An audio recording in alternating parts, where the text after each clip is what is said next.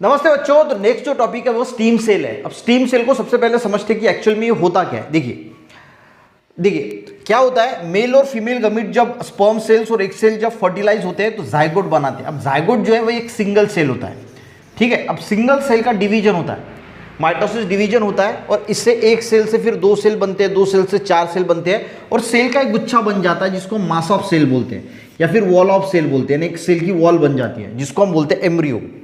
अब यहाँ पे जो सेल होते हैं इसको बोला जाता है स्टीम सेल्स, और यहाँ से फिर स्टीम सेल से अलग अलग प्रकार के सेल जो है वो बनना स्टार्ट होते हैं, ठीक है। जैसे जैसे वो फर्दर एम्ब्रियो डेवलपमेंट होता है, जैसे ब्रेन बनता है, ब्रेन के अलग अलग जो न्यूरॉन्स से बना होता है, कनेक्टिव टिश्यू है, अलग अलग प्रकार के टिश्यू जो है वो बनना फिर स्टार्ट हो जाता है, ऑर्गन बनना स्टार्ट हो जाता है।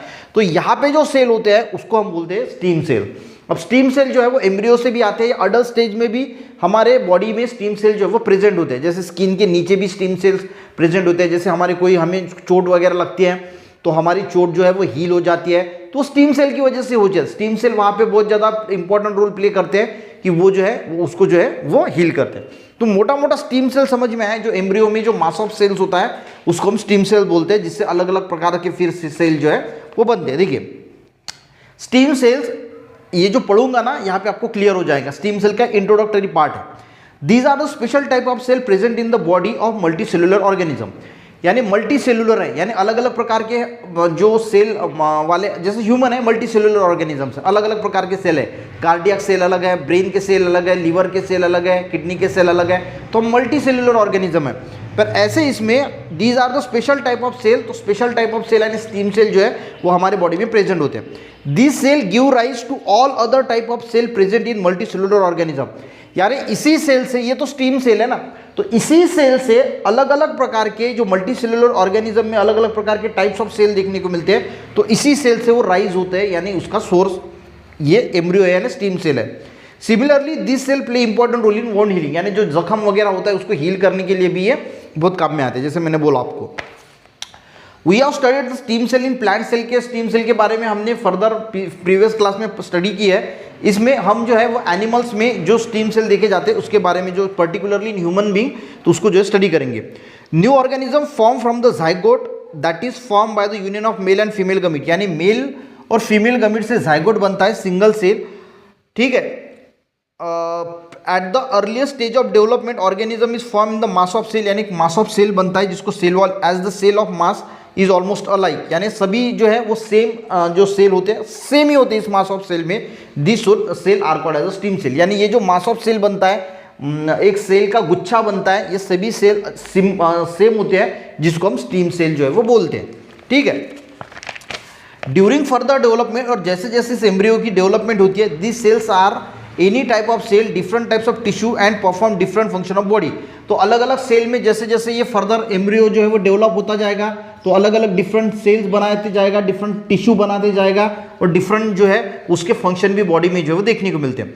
This is the differentiation of stem cell. तो यहाँ पे स्टीम सेल का जो है वो डिफरेंशिएशन होता है, ठीक है। अलग अलग प्रकार के सेल बनाता है, अलग अलग प्रकार के टिश्यू बनाता है। तो ऐसे में जो स्टीम सेल है इसका क्या हो रहा है, डिफरेंशिएशन हो रहा है, वो अलग अलग हो रहा है, पहले एक ही था।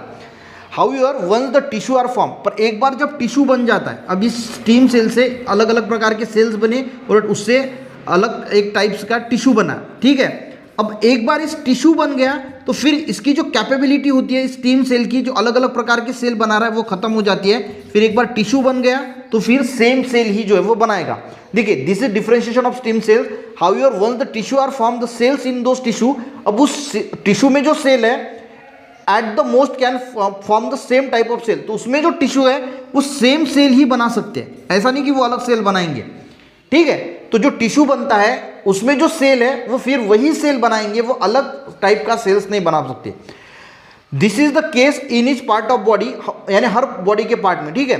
However stem cells are present for a longer duration in some part of body, तो लॉन्गर ड्यूरेशन के लिए भी कुछ बॉडी के पार्ट में स्टीम सेल जो है वो प्रेजेंट रहते हैं। कहाँ पे होते हैं, देखिए stem cell are present in the umbilical cord, यानी जो बेबी होता है वो माँ के नाभि से, देखिए उसकी नाभि जिसको हम नाड़ बोलते हैं ना, उससे जुड़ा हुआ होता है, which is fetus to join uterus of mother. तो मदर के यूटेरस से वो नाड़ जो है वो बेबी की जो है वो कनेक्ट होती है, वहाँ पे जो वो स्टीम सेल अम्बिकल कॉर्ड में जो है वो प्रेजेंट होता है, यानी जो नाड़ होती है, ठीक है, नाभि से जो कनेक्ट होता है ना बच्चा, वहां पे प्रेजेंट होते हैं। Stems are also present in blastocyst stage of embryonic development. देखिए एम्ब्रियो जब डेवलप होता है ना तो अलग अलग प्रकार की स्टेजेस होती है, तो उसमें एक स्टेज है ब्लास्टोसिस्ट, जिसमें एम्ब्रियो के बीच में कैविटी बनती है और एक लिक्विड बनता है अंदर, उसको ब्लास्टोसिस्ट स्टेज बोला जाता है। तो उस स्टेज में भी जो है वो स्टीम सेल प्रेजेंट होते हैं। Stem cells are also present in red bone marrow. Red bone marrow है एडिपोस कनेक्टिव टिश्यू है इन अडल्ट ह्यूमन बीइंग, यानी रेड बोन मैरो जो है वो एडिपोस कनेक्टिव टिश्यू है, उसमें भी देखने को मिलती है। It has become the possible to produce different types of tissue and degenerate the part of any organ with the help of same stem cell. तो देखिए अभी ऐसी रिसर्च पार्शियल टाइप में हम स्टीम सेल से अलग अलग प्रकार के जो है वो टिश्यू भी बना सकते हैं, इस पर रिसर्च जो है वो चालू है। अब इसके लिए इस स्टीम सेल को ही प्रिजर्व किया जाता है। For the purpose of preservation stem cell sample are collected from the source, यानी सोर्स जिसमें जहाँ जहाँ पे वो स्टीम सेल प्रेजेंट होते हैं वहाँ से उसको जो है वो कलेक्ट किया जाता है। जैसे कॉर्ड ब्लड है, यानी जो नाड़ होती है उसमें जो ब्लड होता है, रेड बोन मैरो है, एम्ब्रियो ब्लास्टोसाइट स्टेज है, उसमें से उसको कलेक्ट किया जाता है। Kept in a small sterile vials, यानी छोटे स्टेराइल वायल्स में उसको रखा जाता है। And vials kept in liquid nitrogen -135 to -190 degree Celsius पे उसको जो है वो स्टोर किया जाता है। यानी फ्यूचर में अभी कभी ज़रूरत पड़ी तो स्टीम सेल से कुछ जो है वो हम ऑर्गन्स वगैरह जो है वो डेवलप कर सके, ठीक है।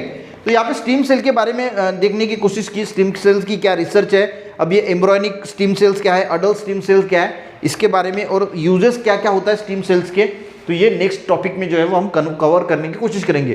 तो मोटा मोटा आज के वीडियो में स्टीम सेल क्या है वो आपको समझ में आ गया होगा। वीडियो अच्छा लगे एक लाइक जरूर करना, अपने दोस्तों को भी शेयर करना, चैनल पे बच्चों नए जरूर सब्सक्राइब करना। मिलते हैं नेक्स्ट वीडियो में, तब तक के लिए जय हिंद।